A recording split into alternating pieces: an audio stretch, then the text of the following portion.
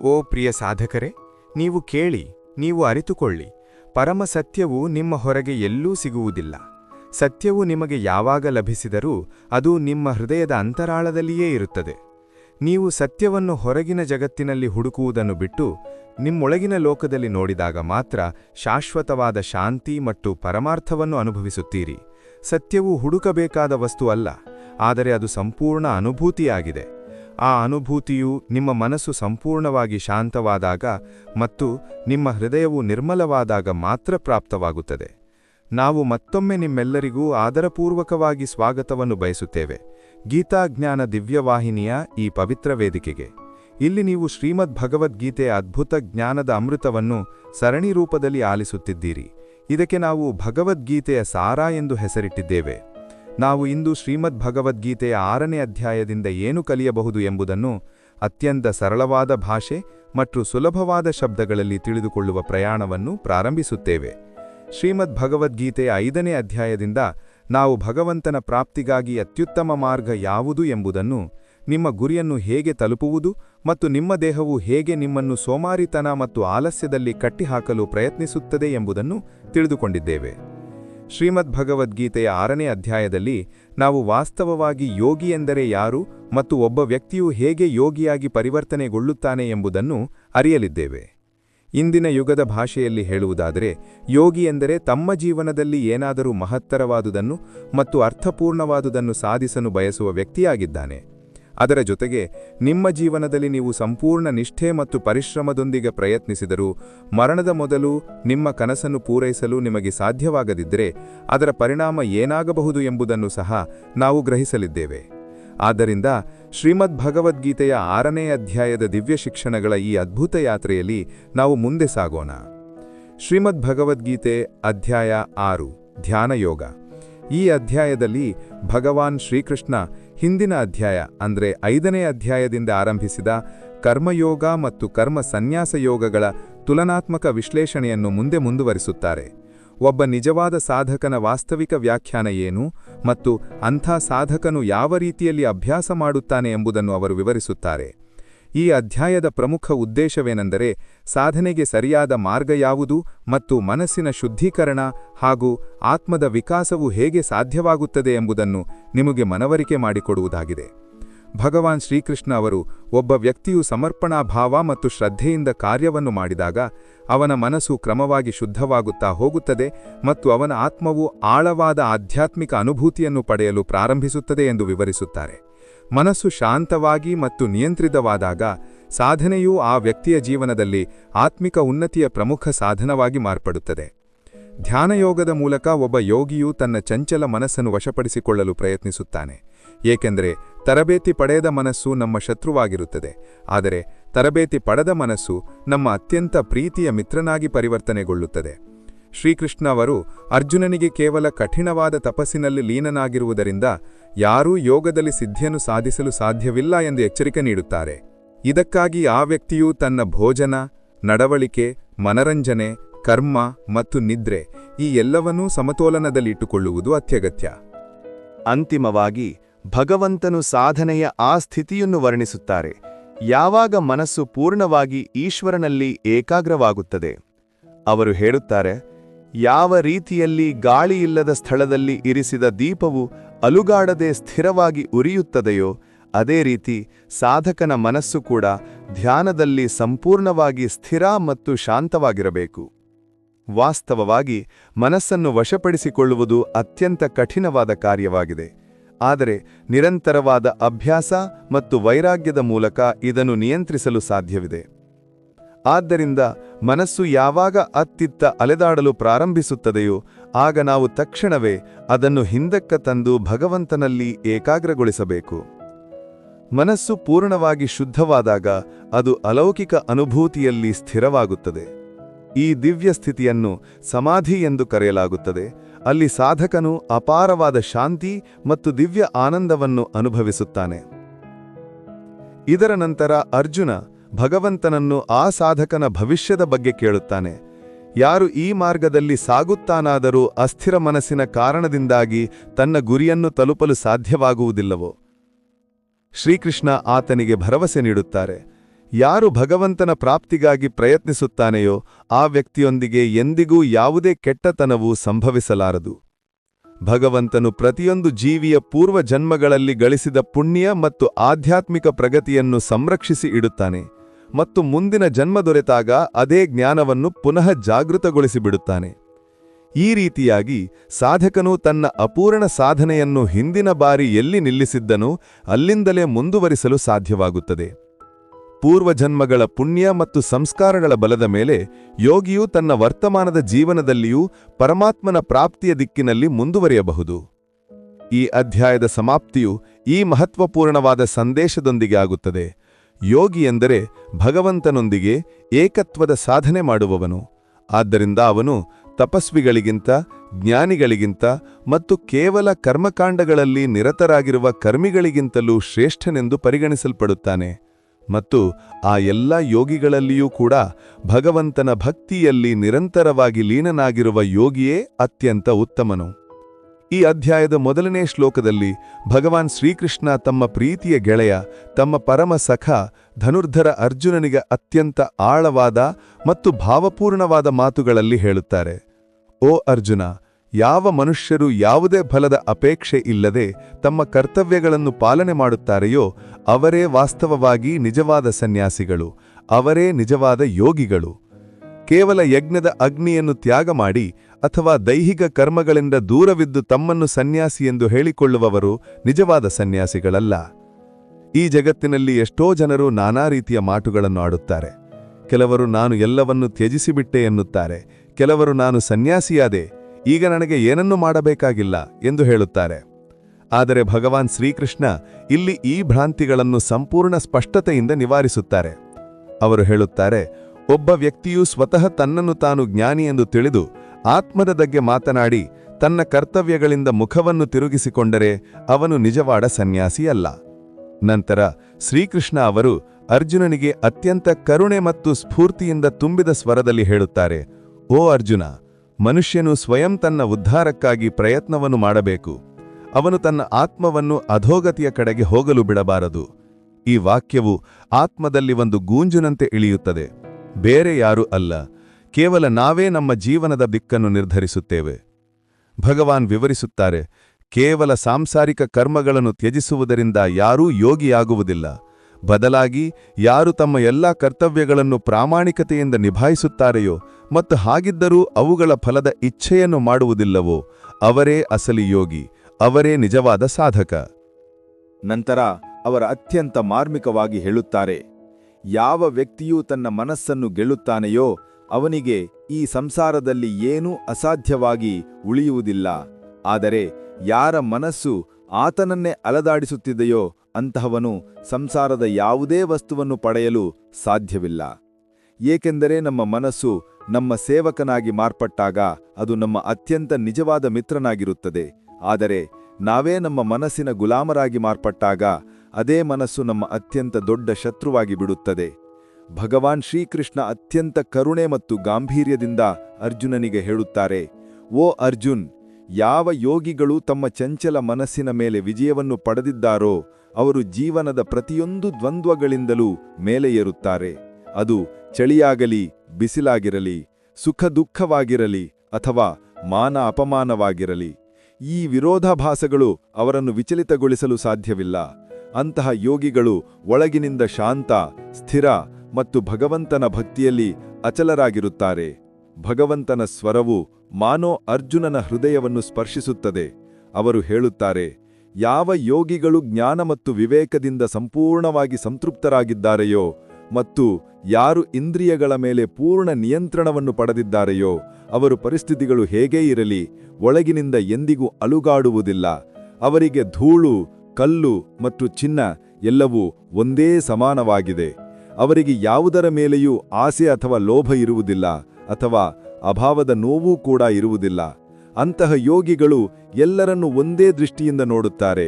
ಅವರು ಮಿತ್ರರಾಗಿರಲಿ ಅಥವಾ ಶತ್ರುಗಳಾಗಿರಲಿ, ಹಿತೈಷಿಯಾಗಿರಲಿ ಅಥವಾ ದ್ವೇಷಿಯಾಗಿರಲಿ, ಪುಣ್ಯಾತ್ಮರಾಗಿರಲಿ ಅಥವಾ ಪಾಪಿಗಳಾಗಿರಲಿ, ಅವರು ಯಾರ ಬಗ್ಗೆಯೂ ಮೋಹವನ್ನು ಬೆಳೆಸುವುದಿಲ್ಲ ಅಥವಾ ಯಾರನ್ನು ದ್ವೇಷಿಸುವುದಿಲ್ಲ.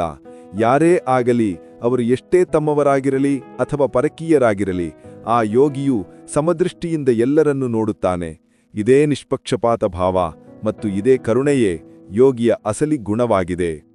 ಭಗವಾನ್ ಹೇಳುತ್ತಾರೆ, ಓ ಅರ್ಜುನ್, ನಿಮ್ಮೊಳಗೆ ಇಂತಹ ಭಾವನೆ ಜಾಗೃತವಾದಾಗ ನೀವು ಪ್ರಪಂಚದ ವಸ್ತುಗಳು, ವಿಚಾರಗಳು ಮತ್ತು ವಾಸನೆಗಳಿಂದ ಮೋಹಗೊಳ್ಳುವುದನ್ನು ಬಿಟ್ಟುಬಿಟ್ಟಾಗ ನೀವು ಎಲ್ಲರ ಕಡೆಗೂ, ಅದು ಮನುಷ್ಯರಾಗಿರಲಿ ಅಥವಾ ಪಶುಪಕ್ಷಿಗಳಾಗಿರಲಿ, ಒಂದೇ ಸಮಾನವಾದ ದಯೆ ಮತ್ತು ಕರುಣೆಯ ಭಾವನೆಯನ್ನು ಇಡಲು ಪ್ರಾರಂಭಿಸಿದಾಗ ಆಗ ಮಾತ್ರ ನೀವು ನಿಜವಾದ ಯೋಗಿಯಾಗುವ ದಿಕ್ಕಿನಲ್ಲಿ ಮುಂದುವರಿಯುತ್ತಿದ್ದೀರಿ ಎಂದು ಅರ್ಥ ಮಾಡಿಕೊಳ್ಳಿ.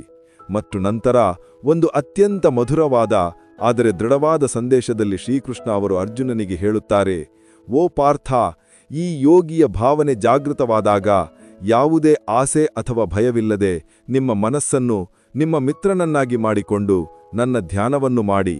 ಇಲ್ಲಿ ಶ್ರೀಕೃಷ್ಣ ಅವರ ಸಂದೇಶ ಸ್ಪಷ್ಟವಾಗಿದೆ. ಯೋಗವು ಕೇವಲ ದೇಹವನ್ನು ಬಾಗಿಸುವ ಅಥವಾ ಉಸಿರನ್ನು ನಿಯಂತ್ರಿಸುವ ಕ್ರಿಯೆಯಲ್ಲ, ಇದು ಆತ್ಮದ ಒಂದು ಸ್ಥಿತಿ. ಅಲ್ಲಿ ಮನಸ್ಸು ಶಾಂತವಾಗಿರುತ್ತದೆ, ದೃಷ್ಟಿ ಸಮವಾಗಿರುತ್ತದೆ ಮತ್ತು ಹೃದಯದಲ್ಲಿ ಕೇವಲ ಭಕ್ತಿಯ ಜ್ಯೋತಿಯು ನಿರಂತರವಾಗಿ ಉರಿಯುತ್ತಿರುತ್ತದೆ. ನಂತರ ಅವರು ಅರ್ಜುನನಿಗೆ ಜೀವನದಲ್ಲಿ ಸಮತೋಲನದ ಮಹತ್ವವನ್ನು ಕಲಿಸುತ್ತಾರೆ. ಅವರು ಹೇಳುತ್ತಾರೆ, ಓ ಅರ್ಜುನ್, ಯಾವ ಜನರು ಬಹಳಷ್ಟು ಹೆಚ್ಚು ಆಹಾರ ಸೇವನೆ ಮಾಡುತ್ತಾರೆಯೋ ಅಥವಾ ಬಹಳ ಕಡಿಮೆ ಆಹಾರ ಸೇವನೆ ಮಾಡುತ್ತಾರೆಯೋ, ಬಹಳಷ್ಟು ಹೆಚ್ಚು ಮಲಗುತ್ತಾರೆಯೋ ಅಥವಾ ಬಹಳ ಕಡಿಮೆ ನಿದ್ರಿಸುತ್ತಾರೆಯೋ, ಅವರು ಯೋಗದಲ್ಲಿ ಸಫಲರಾಗಲು ಸಾಧ್ಯವಿಲ್ಲ. ಈ ಗೂಢಜ್ಞಾನದಲ್ಲಿ ಒಂದು ಮಾನವೀಯ ಎಚ್ಚರಿಕೆ ಅಡಗಿದೆ. ಅತಿರೇಕವು ಯಾವುದಕ್ಕೂ ಸರಿಯಾಗಿರುವುದಿಲ್ಲ. ಯೋಗದ ಮಾರ್ಗವು ಸಂಯಮದ ಮಾರ್ಗವಾಗಿದೆ. ತನ್ನ ಆಹಾರ ಮತ್ತು ವಿಹಾರವನ್ನು ಸಂಯಮದಲ್ಲಿ ಇಟ್ಟುಕೊಳ್ಳುವ, ಕರ್ಮ ಮತ್ತು ವಿಶ್ರಾಂತಿಯ ನಡುವೆ ಸಮತೋಲನವನ್ನು ಕಾಪಾಡಿಕೊಳ್ಳುವ ಮತ್ತು ತನ್ನ ನಿದ್ರೆ ಹಾಗೂ ಜಾಗರಣೆಯನ್ನು ಸಾಧಿಸಿ ಇಟ್ಟುಕೊಳ್ಳುವ ವ್ಯಕ್ತಿಯೇ ಯೋಗದ ವಾಸ್ತವಿಕ ಅಭ್ಯಾಸವನ್ನು ಮಾಡಲು ಸಾಧ್ಯ. ಮತ್ತು ಅಂತಹ ವ್ಯಕ್ತಿಯೇ ಜೀವನದ ದುಃಖಗಳನ್ನು ಶಾಂತಿಯ ಒಳಗೆ ಪರಿವರ್ತಿಸಲು ಸಾಧ್ಯವಾಗುತ್ತದೆ. ಭಗವಾನ್ ಶ್ರೀಕೃಷ್ಣ ಮುಂದೆ ಹೇಳುತ್ತಾರೆ, ನಿಜವಾದ ಯೋಗಿ ಎಂದರೆ ತನ್ನ ಆಹಾರ ಮತ್ತು ನಿದ್ರೆಯಲ್ಲಿ ಸಮತೋಲನವನ್ನು ಕಾಪಾಡಿಕೊಳ್ಳುವವನು. ಅವನು ಅತಿಯಾಗಿ ಭೋಗಿಸುವುದೂ ಇಲ್ಲ ಅಥವಾ ಕಠಿಣ ಉಪವಾಸಗಳಲ್ಲಿ ದೇಹಕ್ಕೆ ಕಷ್ಟವನ್ನೂ ಕೊಡುವುದಿಲ್ಲ. ಅವನ ಜೀವನವು ಸಮತೋಲನ ಮತ್ತು ಸಂಯಮದಿಂದ ತುಂಬಿರುತ್ತದೆ. ಅಂತಹ ಯೋಗಿಯು ಯಾವುದೇ ವಚನವನ್ನು ನೀಡಿದಾಗ ಆ ಮಾತಿಗೆ ಅಚಲನಾಗಿರುತ್ತಾನೆ. ಹೇಗೆ ಶಾಂತ ಮತ್ತು ಸ್ಥಿರವಾದ ಗಾಳಿಯಲ್ಲಿ ದೀಪದ ಜ್ವಾಲೆಯು ಒಂದು ಅಲುಗಾಟವಿಲ್ಲದೆ ಸ್ಥಿರವಾಗಿರುತ್ತದೆಯೋ, ಹಾಗೆಯೇ ಯೋಗಿಯ ಮನಸ್ಸೂ ಇರುತ್ತದೆ. ಅವನ ಮನಸ್ಸು ಅಲೆದಾಡಲು ಪ್ರಾರಂಭಿಸಿದಾಗ ಅವನು ಆ ಚಂಚಲತೆಯನ್ನು ಗುರುತಿಸಿ ಅದೇ ಕ್ಷಣದಲ್ಲಿ ಅದನ್ನು ನಿಯಂತ್ರಿಸುತ್ತಾನೆ ಮತ್ತು ಮತ್ತೆ ತನ್ನ ಮನಸ್ಸನ್ನು ಸಾಧನೆಯಲ್ಲಿ ಏಕಾಗ್ರಗೊಳಿಸಿಕೊಳ್ಳುತ್ತಾನೆ. ಮತ್ತು ಆ ಯೋಗಿಯು ಈ ನಿರಂತರ ಅಭ್ಯಾಸದ ಬಲದಿಂದ ಸಂಪೂರ್ಣ ಜ್ಞಾನದ ಸ್ಥಿತಿಯನ್ನು ತಲುಪಿದಾಗ ಯಾವುದೇ ದೊಡ್ಡ ದುಃಖವು ಅವನನ್ನು ವಿಚಲಿತಗೊಳಿಸಲು ಸಾಧ್ಯವಿಲ್ಲ. ಅವನ ಮನಸ್ಸು ಈಗ ಸಂಸಾರದ ದ್ವಂದ್ವಗಳಿಂದ ಸಂಪೂರ್ಣವಾಗಿ ಮೇಲೆ ಏರುತ್ತದೆ. ಅವನು ಆ ಎತ್ತರವನ್ನು ತಲುಪುತ್ತಾನೆ. ಅಲ್ಲಿ ಅವನ ಚೇತನವು ಭಗವಂತನೊಂದಿಗೆ ಏಕರೂಪವಾಗುತ್ತದೆ. ಅಂತಹ ಯೋಗಿಯು ಎಲ್ಲ ಜೀವಿಗಳಲ್ಲಿ ಭಗವಂತನನ್ನು ನೋಡುತ್ತಾನೆ ಮತ್ತು ಭಗವಂತನಲ್ಲಿಯೇ ಸಮಸ್ತ ಜೀವಿಗಳನ್ನು ನೋಡುತ್ತಾನೆ. ಅವನ ಹೃದಯವು ಸಮತೆ ಮತ್ತು ಕರುಣೆಯಿಂದ ತುಂಬಿರುತ್ತದೆ. ಶ್ರೀಕೃಷ್ಣ ಹೇಳುತ್ತಾರೆ, ಯಾರು ನನ್ನನ್ನು ಸರ್ವತ್ರ ನೋಡುತ್ತಾನೆಯೋ ಮತ್ತು ಪ್ರತಿಯೊಂದು ವಸ್ತುವಿನಲ್ಲಿ ನನ್ನ ಅನುಭವ ಮಾಡುತ್ತಾನೆಯೋ, ನಾನು ಅವನಿಗೆ ಎಂದಿಗೂ ಮರೆಯಾಗುವುದಿಲ್ಲ ಮತ್ತು ಅವನು ಕೂಡ ನನಗೆ ಎಂದಿಗೂ ಮರೆಯಾಗುವುದಿಲ್ಲ. ನಾವಿಬ್ಬರೂ ಪರಸ್ಪರರಲ್ಲಿ ಪೂರ್ಣವಾಗಿ ಉಪಸ್ಥಿತರಾಗಿರುತ್ತೇವೆ. ಇದನ್ನು ಕೇಳಿದಾಗ ಅರ್ಜುನನೊಳಗೆ ಒಂದು ಚಿಂತೆ ಹುಟ್ಟುತ್ತದೆ. ಪ್ರತಿಯೊಬ್ಬ ಸಾಧಕನೊಳಗೆ ಎಂದಾದರೂ ಜನ್ಮ ತೆಗೆದುಕೊಳ್ಳುವ ಒಂದು ಮಾನವೀಯ ಸಂಶಯ. ಅವನು ಭಾವನಾತ್ಮಕ ಸ್ವರದಲ್ಲಿ ಹೇಳುತ್ತಾನೆ, ಓ ಮಧುಸೂದನ, ನೀವು ಯಾವ ಯೋಗ ಮಾರ್ಗವನ್ನು ವರ್ಣಿಸಿದ್ದೀರೋ ಅದು ನನಗೆ ಅತ್ಯಂತ ಕಠಿಣವೆಂದು ಭಾಸವಾಗುತ್ತದೆ. ಈ ಪಥವನ್ನು ವ್ಯವಹಾರದಲ್ಲಿ ತರುವುದು ನನಗೆ ಅಸಾಧ್ಯವೆಂದು ಅನಿಸುತ್ತದೆ. ಏಕೆಂದರೆ ನನ್ನ ಮನಸ್ಸು ಅತ್ಯಂತ ಚಂಚಲ, ಅಶಾಂತ, ಹಠಮಾರಿ ಮತ್ತು ಬಲಿಷ್ಠವಾಗಿದೆ. ನಿಜ ಹೇಳಬೇಕೆಂದರೆ ಮನಸ್ಸನ್ನು ವಶಪಡಿಸಿಕೊಳ್ಳುವುದು ಗಾಳಿಯನ್ನು ಹಿಡಿಯುವುದಕ್ಕಿಂತಲೂ ಕಠಿಣವೆಂದು ನನಗೆ ತೋರುತ್ತದೆ. ಶ್ರೀಕೃಷ್ಣ ನಗುತ್ತಾರೆ. ಅವರಿಗೆ ತಿಳಿದಿದೆ, ಅರ್ಜುನನೊಬ್ಬನೇ ಅಲ್ಲ, ಈ ಪ್ರಶ್ನೆ ಪ್ರತಿ ಸಾಧಕನದ್ದಾಗಿದೆ. ಅವರು ಅತ್ಯಂತ ಕರುಣೆಯಿಂದ ಹೇಳುತ್ತಾರೆ, ಓ ಮಹಾಬಾಹು ಅರ್ಜುನ, ನೀನು ಹೇಳಿದ್ದು ಸಂಪೂರ್ಣ ಸತ್ಯವಾಗಿದೆ. ಮನಸ್ಸನ್ನು ಹತೋಟಿಯಲ್ಲಿಡುವುದು ವಾಸ್ತವವಾಗಿ ಬಹಳ ಕಠಿಣವಾದ ಕಾರ್ಯವಾಗಿದೆ. ಆದರೆ ನೀವು ಇದನ್ನೂ ತಿಳಿದುಕೊಳ್ಳಿ, ನಿರಂತರವಾದ ಅಭ್ಯಾಸ ಮತ್ತು ವೈರಾಗ್ಯ ಅಥವಾ ವಿರಕ್ತಿಯ ಮೂಲಕ ಇದನ್ನು ಸಾಧ್ಯವಾಗಿಸಬಹುದು. ದೃಢ ಸಂಕಲ್ಪ ಮತ್ತು ಆತ್ಮವಿಶ್ವಾಸದಿಂದ ಅಸಾಧ್ಯವೂ ಸಾಧ್ಯವಾಗಬಹುದು. ನಂತರ ಅರ್ಜುನ ಇನ್ನೊಂದು ಆಳವಾದ ಚಿಂತೆಯನ್ನು ವ್ಯಕ್ತಪಡಿಸುತ್ತಾನೆ. ಓ ಕೇಶವ, ಒಂದು ವೇಳೆ ಯಾವುದೇ ಯೋಗಿಯು ಶ್ರದ್ಧೆಯೊಂದಿಗೆ ಈ ಮಾರ್ಗದಲ್ಲಿ ನಡೆದರೆ, ಆದರೆ ಅವನ ಮನಸ್ಸು ಸ್ಥಿರವಾಗಿರಲು ಸಾಧ್ಯವಾಗದಿದ್ದರೆ ಮತ್ತು ಅವನು ಪ್ರಯತ್ನಿಸಿದ ನಂತರವೂ ಈ ಜೀವನದಲ್ಲಿ ಯೋಗದ ಗುರಿಯನ್ನು ತಲುಪಲು ಸಾಧ್ಯವಾಗದಿದ್ದರೆ, ಆಗ ಅವನಿಗೆ ಏನಾಗುತ್ತದೆ? ಅವನ ಪರಿಶ್ರಮವು ವ್ಯರ್ಥವಾಗಿ ಹೋಗುತ್ತದೆಯೇ? ಈ ಪ್ರಶ್ನೆ ಕೇವಲ ಒಬ್ಬ ಅರ್ಜುನನದ್ದಲ್ಲ, ಆದರೆ ಮನಸ್ಸನ್ನು ವಶಪಡಿಸಿಕೊಳ್ಳಲು ಸಂಘರ್ಷ ಮಾಡುವ ಪ್ರತಿಯೊಬ್ಬ ಸಾಧಕನದ್ದು. ಅವರು ಕೆಲವೊಮ್ಮೆ ಮನಸ್ಸಿನಿಂದ ಮುರಿಯಬಹುದು, ಬಿದ್ದು ಹೋಗಬಹುದು, ಆದರೆ ಒಳಗಿನಿಂದ ಅವರ ಆಧ್ಯಾತ್ಮಿಕ ಯಾತ್ರೆಯು ಸತ್ಯವಾಗಿದೆ ಎಂದು ತಿಳಿದಿರುತ್ತಾರೆ. ಭಗವಾನ್ ಶ್ರೀಕೃಷ್ಣ ಯಾರ ವಾಣಿಯೇ ಜೀವನದ ಅಮೃತವೋ ಅವರು ಅರ್ಜುನನಿಗೆ ಶಾಂತ ಭಾವದಿಂದ ಉತ್ತರವನ್ನು ನೀಡುತ್ತಾರೆ. ಓ ಪ್ರಾರ್ಥಪುತ್ರ, ಈ ಆಧ್ಯಾತ್ಮಿಕ ಪಥದಲ್ಲಿ ನಡೆಯುವ ಯೋಗಿಗೆ ಈ ಲೋಕದಲ್ಲಿಯೂ ವಿನಾಶವಿಲ್ಲ ಮತ್ತು ಪರಲೋಕದಲ್ಲಿಯೂ ವಿನಾಶವಿಲ್ಲ. ಓ ನನ್ನ ಪ್ರೀತಿಯ ಸಖ, ಯಾರು ಭಗವಂತನ ಪ್ರಾಪ್ತಿಯ ಮಾರ್ಗದಲ್ಲಿ ನಡೆದಿದ್ದಾನೆಯೋ ಅವನನ್ನು ಯಾವ ಕೆಟ್ಟತನವೂ ಸೋಲಿಸಲು ಸಾಧ್ಯವಿಲ್ಲ. ಈ ಹಾದಿ ಸ್ವಲ್ಪ ಕಾಲ ದಾರಿ ತಪ್ಪಬಹುದು, ನಿಲ್ಲಬಹುದು, ಆದರೆ ಅದು ಎಂದಿಗೂ ಕೊನೆಗೊಳ್ಳುವುದಿಲ್ಲ. ಸ್ವಲ್ಪವೂ ಈ ಪುಣ್ಯ ಕಾರ್ಯದ ಅಭ್ಯಾಸವು ನಮ್ಮನ್ನು ದೊಡ್ಡ ದುಃಖದಿಂದ ರಕ್ಷಿಸುತ್ತದೆ.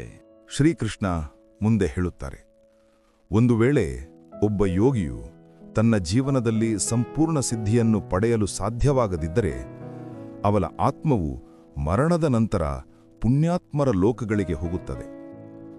ಅಲ್ಲಿ ಅವನು ಸುಖಮಯ ಜೀವನವನ್ನು ಕಳೆಯುತ್ತಾನೆ ಮತ್ತು ನಂತರ ಅನೇಕ ವರ್ಷಗಳ ಪಶ್ಚಾತ್ ಅವನು ಪುನಃ ಪೃಥ್ವಿಯ ಮೇಲೆ ಜನ್ಮ ತೆಗೆದುಕೊಳ್ಳುತ್ತಾನೆ. ಅದು ಯಾಕೆಂದರೆ ಯಾವುದಾದರೂ ಕುಲೀನ ಧರ್ಮನಿಷ್ಠ ಕುಟುಂಬದಲ್ಲಿ ಆಗಿರಬಹುದು, ಅಥವಾ ದಿವ್ಯ ಜ್ಞಾನ ಮತ್ತು ಆಧ್ಯಾತ್ಮಿಕತೆಯ ವಾತಾವರಣವಿರುವ ಕುಟುಂಬದಲ್ಲಾಗಿರಬಹುದು. ಶ್ರೀಕೃಷ್ಣ ಅವರು ಇಂತಹ ಜನ್ಮವು ಅತ್ಯಂತ ದುರ್ಲಭವಾಗಿರುತ್ತದೆ ಎಂದು ಸ್ಪಷ್ಟಪಡಿಸುತ್ತಾರೆ. ಇದು ಕೇವಲ ಸಾಮಾನ್ಯ ಅವಕಾಶವಲ್ಲ. ಆ ಆತ್ಮವು ಹಿಂದಿನ ಜನ್ಮದಲ್ಲಿ ಎಲ್ಲಿ ನಿಂತಿತ್ತೋ ಅಲ್ಲಿಂದಲೇ ತನ್ನ ಯಾತ್ರೆಯನ್ನು ಪುನಃ ಆರಂಭಿಸುತ್ತದೆ. ಅವನ ಪೂರ್ವಜನ್ಮದ ಯೋಗ, ಅವನ ಅಭ್ಯಾಸ, ಅವನ ಸಾಧನೆ ಎಲ್ಲವೂ ಅವನ ಜೊತೆಯಲ್ಲಿಯೇ ಸಾಗುತ್ತದೆ. ಅರ್ಜುನ್, ಶ್ರೀಕೃಷ್ಣ ಪ್ರೀತಿಯಿಂದ ಹೇಳುತ್ತಾರೆ, ಸತ್ಯದ ಕಡೆಗೆ ನಡೆಯುವುದು, ಪರಮಾತ್ಮನ ಕಡೆಗೆ ಸಾಗುವುದು, ಇದು ಪ್ರತಿಯೊಂದು ಆತ್ಮದ ಹಕ್ಕು. ಮತ್ತು ಒಂದು ವೇಳೆ ಯಾವುದೇ ಯೋಗಿಯು ಯಾವುದೋ ಕಾರಣದಿಂದ ಮಾರ್ಗದಿಂದ ವಿಚಲಿತನಾದರೂ ಅವನ ಪ್ರಯತ್ನ ವ್ಯರ್ಥವಾಗುವುದಿಲ್ಲ. ಅವನು ಪುಣ್ಯಲೋಕದಲ್ಲಿ ಆನಂದವನ್ನು ಅನುಭವಿಸಿ ಮತ್ತೆ ಈ ಭೂಮಿಗೆ ಬರುತ್ತಾನೆ ಮತ್ತು ತನ್ನ ಯಾತ್ರೆಯನ್ನು ಅಲ್ಲಿಂದಲೇ ಪುನಃ ಶುರು ಮಾಡುತ್ತಾನೆ. ಆಧ್ಯಾತ್ಮಿಕ ಪ್ರಯತ್ನಗಳು ಎಂದಿಗೂ ವ್ಯರ್ಥವಾಗುವುದಿಲ್ಲ ಎಂದು ತಿಳಿಯುವುದು ಪ್ರತಿಯೊಬ್ಬ ಸಾಧಕನಿಗೆ ಆಶಾಕಿರಣವಾಗಿದೆ. ಇದು ಆತ್ಮದ ಪರಮಸತ್ಯದ ಕಡೆಗಿನ ನಿರಂತರ ಪ್ರಯಾಣವಾಗಿದೆ. ಶ್ರೀಕೃಷ್ಣ ಮುಂದೆ ಹೇಳುತ್ತಾರೆ, ಈ ಪ್ರಯತ್ನವನ್ನು ನಿರಂತರವಾಗಿ ಮಾಡುವ ಯೋಗಿಯು ಹಲವು ಜನ್ಮಗಳ ನಂತರ ತನ್ನ ಜೀವನ ಚಕ್ರದಿಂದ ಮುಕ್ತನಾಗುತ್ತಾನೆ ಮತ್ತು ಅಂತಿಮವಾಗಿ ಪರಮಾತ್ಮನಲ್ಲಿ ಲೀನನಾಗುತ್ತಾನೆ. ಇಂತಹ ಯೋಗಿಗಳು ತಪಸ್ವಿಗಳಿಗಿಂತ, ಜ್ಞಾನಿ ಪುರುಷರಿಗಿಂತ ಮತ್ತು ಕೇವಲ ಕೆಲಸದ ಕರ್ಮಗಳನ್ನು ಮಾಡುವವರಿಂದಲೂ ಶ್ರೇಷ್ಠರಾಗಿರುತ್ತಾರೆ. ಆದ್ದರಿಂದ ಓ ಅರ್ಜುನ್, ನೀವು ಕೂಡ ಎಲ್ಲ ರೀತಿಯಿಂದಲೂ ಯೋಗಿಯಾಗಿರಿ. ಮತ್ತು ನಂತರ ಕೊನೆಯಲ್ಲಿ ಶ್ರೀಕೃಷ್ಣ ತಮ್ಮ ಪ್ರೀತಿಯ ಗೆಳೆಯನಿಗೆ ಅತ್ಯಂತ ಕರುಣೆ ಮತ್ತು ಪ್ರೀತಿಯಿಂದ ಒಂದು ಅಂತಿಮ ಸಂದೇಶವನ್ನು ನೀಡುತ್ತಾರೆ. ಎಲ್ಲ ಯೋಗಿಗಳಲ್ಲಿ ಆ ಯೋಗಿಯೇ ಅತ್ಯಂತ ಶ್ರೇಷ್ಠನು. ಯಾರು ಪೂರ್ಣ ಮನಸ್ಸು, ಶ್ರದ್ಧೆ ಮತ್ತು ಪ್ರೀತಿಯೊಂದಿಗೆ ನನ್ನಲ್ಲಿ ಲೀನನಾಗಿರುತ್ತಾನೆಯೋ, ಯಾರು ನನ್ನ ಭಕ್ತಿಯಲ್ಲಿ ನಿರಂತರವಾಗಿ ಮುಳುಗಿರುತ್ತಾನೆಯೋ, ಅವನನ್ನೇ ನಾನು ನನ್ನ ಅತ್ಯಂತ ಪ್ರೀತಿಯವನೆಂದು ಪರಿಗಣಿಸುತ್ತೇನೆ. ಪ್ರಿಯಮಿತ್ರರೇ, ಶ್ರೀಮದ್ ಭಗವದ್ಗೀತೆಯ 6ನೇ ಅಧ್ಯಾಯದಿಂದ ನಮಗೆ ಈ ಮಹಾನ್ ಸಂದೇಶವು ದೊರೆಯುತ್ತದೆ. ಏನು ಅಂದರೆ, ಯಾರ ಕಣ್ಣುಗಳಲ್ಲಿ ಏನಾದರೂ ದೊಡ್ಡದನ್ನು ಮಾಡುವ ಕನಸಿದೆಯೋ, ಯಾರು ತಮ್ಮ ಜೀವನದಲ್ಲಿ ಯಾವುದೇ ವಿಶೇಷ ಗುರಿಯನ್ನು ಸಾಧಿಸಲು ಬಯಸುತ್ತಾರೋ, ಅಂತಹ ಪ್ರತಿಯೊಬ್ಬ ವ್ಯಕ್ತಿಯೂ ಅರ್ಜುನನಂತೆ ಯೋಗಿಯಾಗಬೇಕು. ಯೋಗಿ ಯಾರು? ಯೋಗಿ ಎಂದರೆ ತನ್ನ ಭಾವನೆಗಳನ್ನು ಸಮತೋಲನದಲ್ಲಿಟ್ಟುಕೊಳ್ಳುವವನು, ತನ್ನ ಗುರಿಯ ಕಡೆಗೆ ಸಂಪೂರ್ಣ ನಿಷ್ಠೆಯಿಂದ ಕಾರ್ಯನಿರ್ವಹಿಸುವವನು ಪ್ರತಿಯೊಂದು ಪರಿಸ್ಥಿತಿಯಲ್ಲಿಯೂ ತನ್ನ ಮನಸ್ಸನ್ನು ನಿಯಂತ್ರಿಸುವವನು ಮತ್ತು ಎಂದಿಗೂ ಸೋಲನ್ನು ಒಪ್ಪಿಕೊಳ್ಳದವನು. ಅವನು ಜೀವನದ ಪ್ರತಿ ಸವಾಲನ್ನೂ ತನ್ನ ಆತ್ಮವಿಶ್ವಾಸ ಮತ್ತು ಸಂಯಮದಿಂದ ಜಯಿಸುತ್ತಾನೆ. ಆದರೆ ಮಿತ್ರರೇ, ಈ ಜೀವನವು ಅನಿಶ್ಚಿತತೆಗಳಿಂದ ತುಂಬಿದೆ. ನಾಳೆ ಏನಾಗುತ್ತದೆ ಎಂದು ನಮಗೆ ತಿಳಿದಿಲ್ಲ. ನಾನು ನನ್ನ ಕನಸುಗಳನ್ನು ಪೂರೈಸಲು ಇಡೀ ಜೀವನ ಶ್ರಮಿಸುತ್ತಿದ್ದರೆ, ಆದರೆ ಅದಕ್ಕೂ ಮೊದಲು ಮರಣ ಬಂದರೆ ನನ್ನ ಎಲ್ಲಾ ಶ್ರಮ ವ್ಯರ್ಥವಾಗುತ್ತದೆಯೇ ಎಂಬ ಪ್ರಶ್ನೆಯು ಪ್ರತಿಯೊಬ್ಬರ ಮನಸ್ಸಿನಲ್ಲಿಯೂ ಮೂಡುತ್ತದೆ. ಇಲ್ಲಿ ಭಗವಾನ್ ಶ್ರೀಕೃಷ್ಣ ನಮಗೆ ಒಂದು ಆಳವಾದ ಮತ್ತು ರಹಸ್ಯಮಯವಾದ ಉತ್ತರವನ್ನು ನೀಡುತ್ತಾರೆ. ಅವರು ಹೇಳುತ್ತಾರೆ, ನೀವು ನಿಜವಾದ ಮನಸ್ಸಿನಿಂದ ಪ್ರಯತ್ನ ಮಾಡುತ್ತಿದ್ದರೆ, ಕಠಿಣ ಪರಿಶ್ರಮ ಮಾಡುತ್ತಿದ್ದರೆ ಮತ್ತು ಅನುಭವ ಮತ್ತು ಜ್ಞಾನವನ್ನು ಸಂಪಾದಿಸಿದ್ದರೆ, ಆದರೆ ಯಾವುದೋ ಕಾರಣದಿಂದ ನಿಮಗೆ ನಿಮ್ಮ ಜೀವನದಲ್ಲಿ ಗುರಿಯ ಪ್ರಾಪ್ತಿಯಾಗದಿದ್ದರೆ ಮತ್ತು ನಿಮ್ಮ ಮರಣ ಸಂಭವಿಸಿದರೆ, ಆಗಲೂ ನಿಮ್ಮ ಪ್ರಯತ್ನ ವ್ಯರ್ಥವಾಗುವುದಿಲ್ಲ. ಭಗವಾನ್ ಶ್ರೀಕೃಷ್ಣ ಭರವಸೆ ನೀಡುತ್ತಾರೆ. ಅಂತಹ ಯೋಗಿಗಳು ಮರಣದ ನಂತರ ಪುಣ್ಯಲೋಕಗಳಿಗೆ ಹೋಗುತ್ತಾರೆ. ಅಲ್ಲಿ ಅವರಿಗೆ ಸುಖ ಮತ್ತು ಶಾಂತಿ ದೊರೆಯುತ್ತದೆ. ಅಲ್ಲಿ ಅವರ ಪುಣ್ಯಕರ್ಮಗಳ ಫಲವು ಮುಗಿದ ನಂತರ ಅವರು ಮತ್ತೆ ಪೃಥ್ವಿಯ ಮೇಲೆ ಜನ್ಮ ತೆಗೆದುಕೊಳ್ಳುತ್ತಾರೆ ಮತ್ತು ಅಂತಹ ಕುಲ ಅಥವಾ ವಾತಾವರಣದಲ್ಲಿ ಜನ್ಮ ಪಡೆಯುತ್ತಾರೆ. ಅಲ್ಲಿ ಅವರಿಗೆ ಹಿಂದಿನ ಜನ್ಮದ ಜ್ಞಾನ, ಅನುಭವ ಮತ್ತು ಮಾನಸಿಕ ಮಟ್ಟವು ಮೊದಲೇ ಪ್ರಾಪ್ತವಾಗಿರುತ್ತದೆ. ಈ ರೀತಿಯಾಗಿ ಆ ಆತ್ಮವು ತನ್ನ ಅಪೂರ್ಣ ಕಾರ್ಯವನ್ನು ಹೊಸ ಜೀವನದಲ್ಲಿ ಪುನಃ ಪ್ರಾರಂಭಿಸಬಹುದು. ಹಿಂದಿನ ಯಾತ್ರೆ ಎಲ್ಲಿ ನಿಂತಿತ್ತೋ ಅಲ್ಲಿಂದಲೇ ಮಟ್ಟ ಪ್ರಯತ್ನಿಸಿ ನಿರಂತರ ಅಭ್ಯಾಸ ಮಾಡುತ್ತಾ ಅಂತಿಮವಾಗಿ ತನ್ನ ಪರಮ ಗುರಿಯಾದ ಮೋಕ್ಷದ ಪ್ರಾಪ್ತಿಯನ್ನು ಮಾಡಿಕೊಳ್ಳುತ್ತದೆ. ಮಿತ್ರರೇ, ಈ ಅಧ್ಯಾಯದಿಂದ ನಾವು ಇನ್ನೊಂದು ಶ್ರೇಷ್ಠ ಪಾಠವನ್ನು ಕಲಿಯುತ್ತೇವೆ.